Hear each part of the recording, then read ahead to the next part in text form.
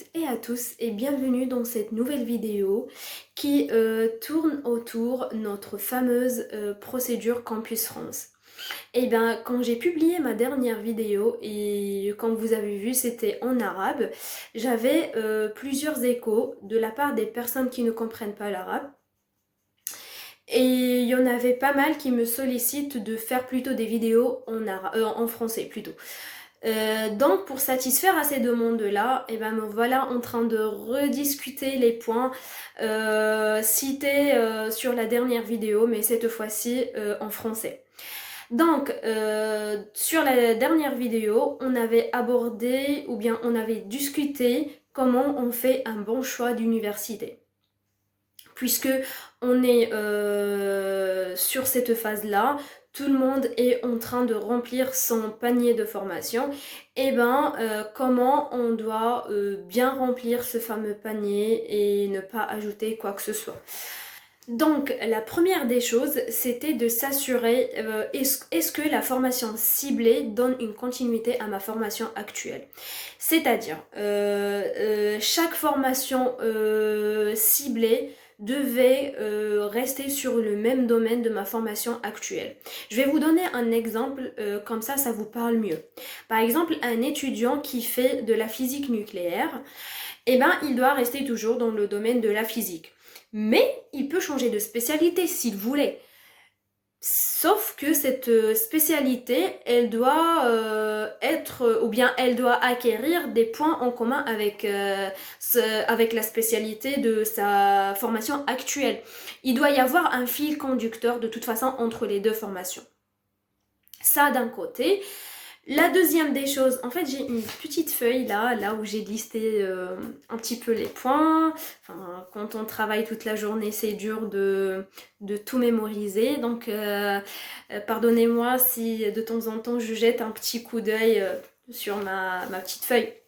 Du coup, on a parlé de la continuité c'est-à-dire il doit y avoir un fil conducteur entre les deux formations.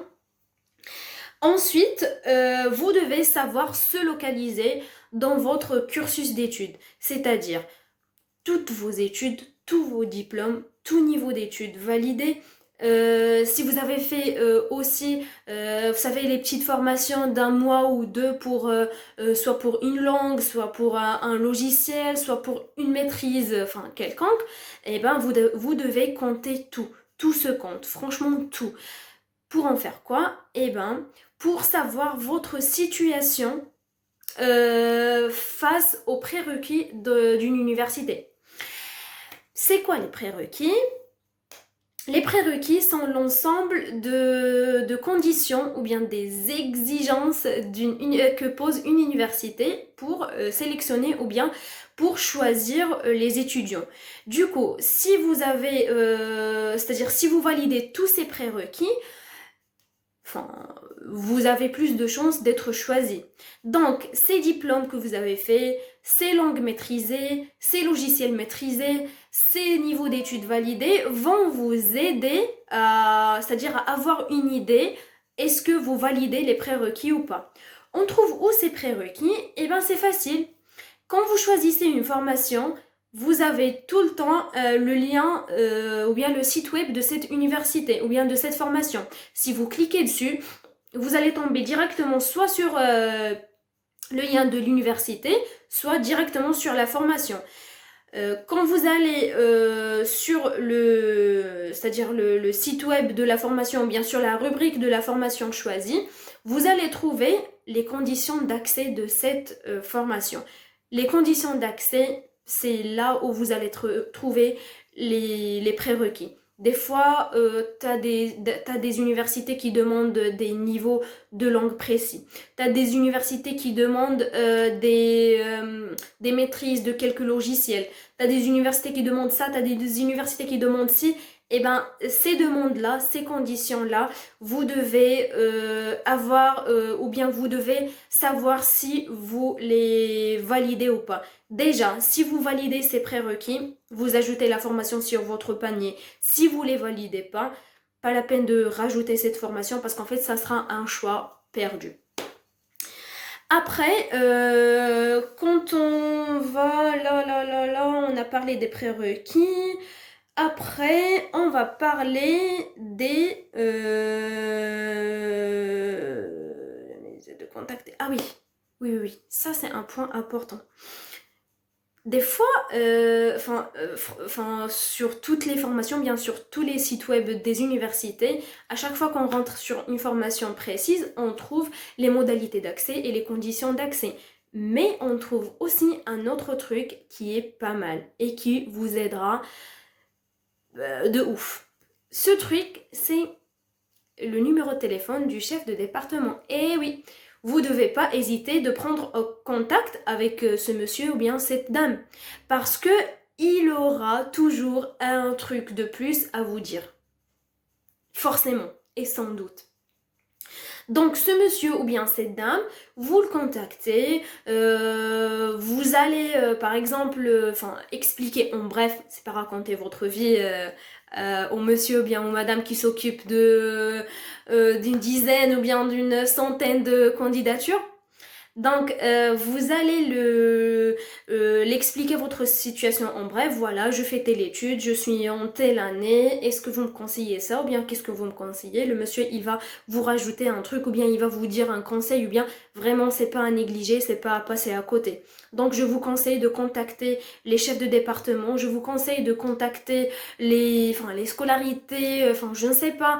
Essayez d'avoir un contact ou bien essayez d'avoir un fil conducteur avec la formation choisie. Comme ça, vous allez garantir plus de chances et le choix sera plutôt pertinent, quoi. Après, quand vous allez faire tout ça, vous serez forcément en train de faire des bons choix parce qu'en fait on choisit pas les universités selon leur localisation, selon la ville elle est grande, elle est animée, on va faire on va s'éclater, on va faire plein de trucs. Non, on choisit les universités selon ces trucs là, on choisit les universités selon notre cas à nous, parce qu'en fait à chaque étudiant son cas, à chaque étudiant ses capacités, à chaque étudiant ses choses maîtrisées. Donc il faut prendre soin de ses choix. Après il y avait pas mal de gens qui me demandaient qu'ils ont des difficultés de faire les choix d'université, qu'ils n'arrivent pas à choisir les universités. Et ben commencez déjà par ce que je suis en train de vous dire et après vous allez voir, ça va venir tout seul. Donc si vous commencez déjà à faire ce que je viens de citer, vous allez vous faciliter la tâche. Commencez par choisir la formation du même domaine ou bien d'une spécialité qui ressemble à votre formation actuelle. Vous allez vous en trouver plusieurs parce qu'en fait en France t'as des universités, t'as des milliers et des milliers des spécialités. Donc forcément vous allez trouver ce qui vous convient. Donc aussi il y a des gens qui me demandent ou bien qui me disent qu'ils n'ont pas validé plein de modules dans leur formation actuelle et ils me demandent s'ils peuvent postuler à un niveau d'études supérieur. Donc je vous dis non et non. Parce que si ta formation elle n'est pas complètement validée, eh ben tu peux pas cibler le niveau supérieur tant que le niveau actuel elle n'est pas validé. Si tu es en L1 ou bien si tu es en L2 et t'as pas tout validé, tu seras toujours en L2 puisque tes modules sont pas validés. Donc si tu as des modules ou bien si tu as du manque dans ta formation actuelle, essaye de refaire le cursus, essaye de refaire l'année. Ça sera plus facile ou ça sera plus pratique que de gâcher un choix comme ça. Tu cibles un L3 et ton L2 il est encore non pas clôturé, donc c'est un choix perdu aussi. Du coup, c'était un peu ça la vidéo de la dernière fois. J'ai essayé franchement juste de vous traduire le truc. Et ben moi, je m'adresse à la totalité, à l'ensemble des candidats de Campus France et pas que les Arabes. Voilà, j'espère pouvoir répondre aux questions. J'espère pouvoir éclaircir ce point-là. Et après, dans les autres vidéos, je vais parler d'autres trucs au fur et à mesure. N'oubliez pas de vous abonner aussi. Ça, c'est un truc que j'ai pas dit dans l'autre vidéo. N'oubliez pas de vous abonner. Comme ça, vous aurez une notification dès qu'une nouvelle vidéo sera publiée sur ma chaîne YouTube. Je vous laisse. Je vous dis bonne soirée à tous et à toutes et à la prochaine vidéo. Ciao!